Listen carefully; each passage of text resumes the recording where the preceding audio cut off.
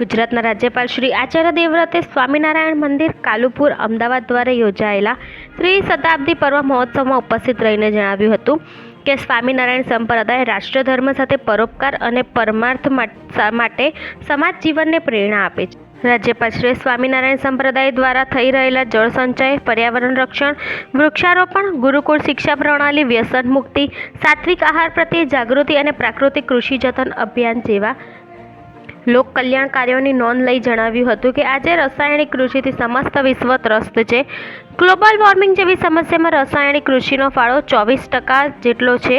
દૂષિત આહારને કારણે લોકો કેન્સર જેવા અસાધ્ય રોગોનો ભોગ બની રહ્યા છે. ગુજરાતના સર્વાંગી વિકાસ માટે આ સરકાર દ્વારા દર સોમવાર અને મંગળવાર માટે સરકારના દરવાજા પ્રજા માટે ખુલ્લા રાખવામાં આવ્યા છે તેવું કહી મુખ્યમંત્રી શ્રી ભૂપેન્દ્રભાઈ પટેલે જણાવ્યું હતું કે આ દિવસમાં છેવાડાના વ્યક્તિ પોતાની ફરિયાદ લઈને આવી શકે છે. રજૂઆતો સાંભળવામાં પણ આવે છે. આ પાછળનું કારણ જનસુખાકારી પ્રાધાન્ય આપવાનો સરકારનો ઉમદા આશય છે. આ પ્રસંગે શ્રી સ્વામિનારાયણ મંદિર કાલુપુર અમદાવાદના આચાર્ય શ્રી કૌશલેન્દ્ર પ્રસાદ મહારાજ, શ્રી તેજેન્દ્ર પ્રસાદજી મહારાજ અને શ્રી લાલજી મહારાજે હરિભક્તોને આશીર્વચન પાઠવ્યા હતા.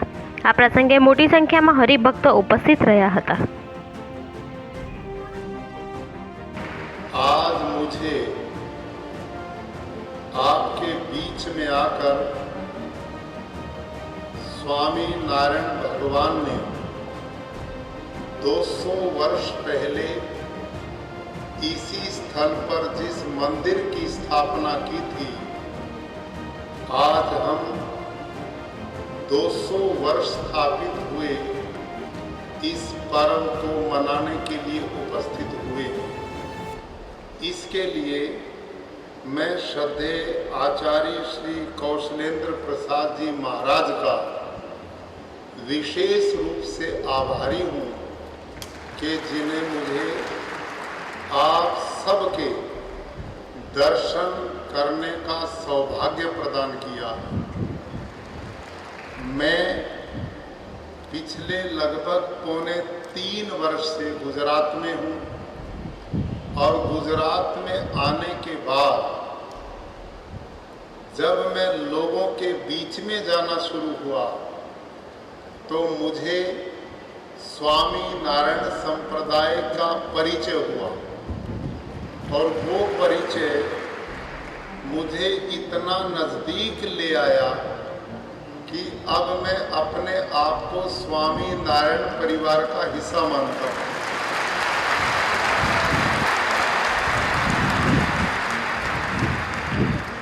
स्वामी नारायण भगवान ने 200 वर्ष पहले गुजरात की इस पावन धरती को अपना कार्य क्षेत्र बनाया और अपने व्यवहार से, जीवन से, चिंतन से और शिक्षा पत्री के माध्यम से आने वाले संतों के लिए जो उपदेश दिया और हम सामान्य गृहस्थ लोगों को जीवन जीने की जो कला दी, उसके लिए संपूर्ण मानवता उनकी आभारी रही.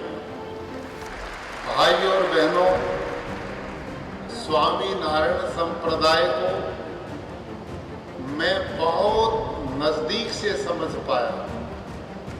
इनके ये हजारों संत साधनियाँ जिन्होंने अपने जीवन को मानवता की भलाई के लिए, लोगों के कल्याण के लिए, राष्ट्र के लिए समर्पण भाव से, जो त्याग भाव से किया है, मैं इनका बहुत बहुत अभिनंदन और स्वागत करता हूँ.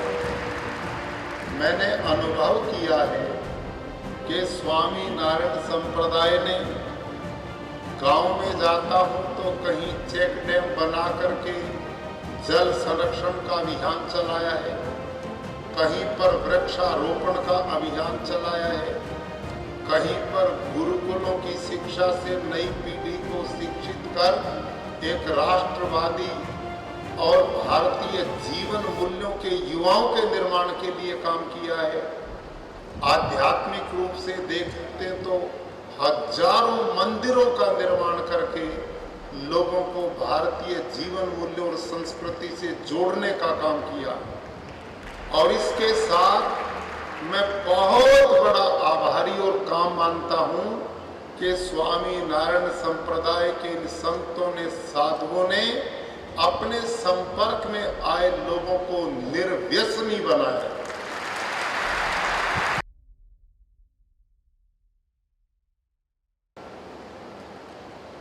આમ તો મહારાજશ્રીએ કીધું એમ ઘરમાં આવવાનો આનંદ અનેરો.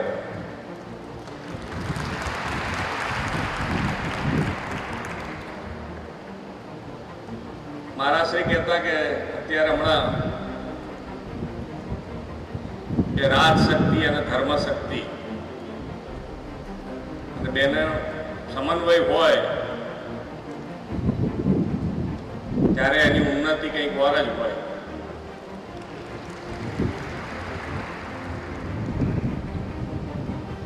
ઘણી વખત આપણે જોયું હોય છે કે ભાઈ રાજનીતિમાં જ્યારે આગળ વધતા હોય ભૂલ થવાની ઘણી બધી સંભાવનાઓ રહેલી હોય છે અને એ જો ભૂલ કોઈ બતાવી શકે એવું હોય એ વખતે તો એ આપણા સંત ગણ છે અને સાથે રહેવાથી એ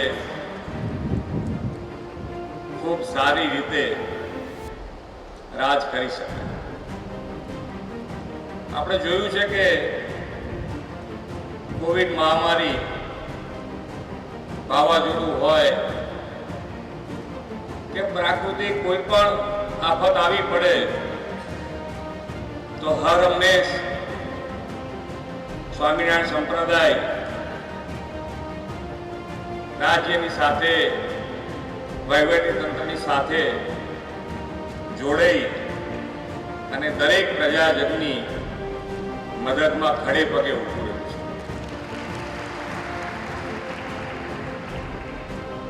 અને આ સંસ્કારની વાત છે અને આ સંસ્કાર આપણને મળે ક્યાંથી? તો હર હંમેશ આપણે અહીંયા આગળ આવતા રહીએ તો આપણા એ સંસ્કાર ટકી રહે. જો અહીંયાનો છેડો તૂટ્યો તો બહાર તો બધા વમણો છે, એની અંદર ક્યાંય તણાઈ જઈએ ખબર પડે એવી નથી. 200 વર્ષ જૂનું ભગવાને જાતે બનાવેલું આ સ્વામિનારાયણ મંદિર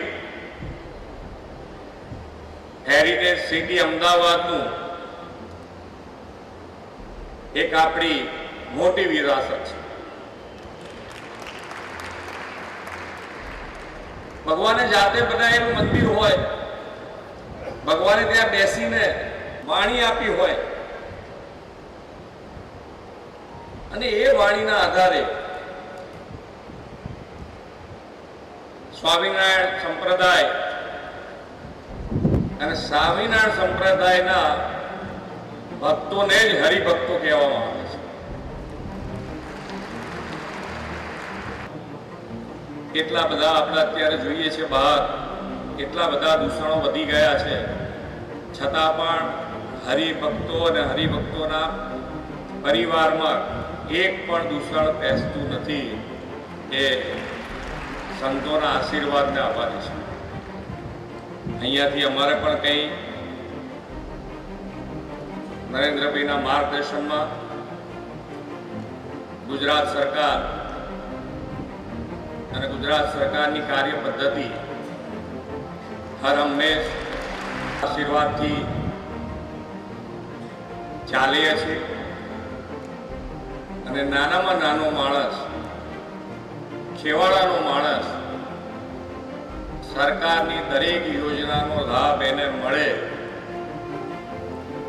અને માન્ય નરેન્દ્રભાઈ બે વિષય અત્યારે આવી કોરોના જેવી મહામારીમાં પણ આપણે આત્મનિર્ભર તરફ આગળ વધવાની જે મુહિમ ઉપાડી છે એમાં ગામડાનો માણસ એટલે ગામ પણ જ્યાંથી ગામડું પણ આત્મનિર્ભર બનશે અને તો જ ગામડાથી ગુજરાત આત્મનિર્ભર અને ગુજરાત આત્મનિર્ભરની સાથે ભારત આત્મનિર્ભરની યાત્રામાં આપણે જોડાવાનું છે. એટલે ખૂબ સારી રીતે કામ કરી રહ્યા છે.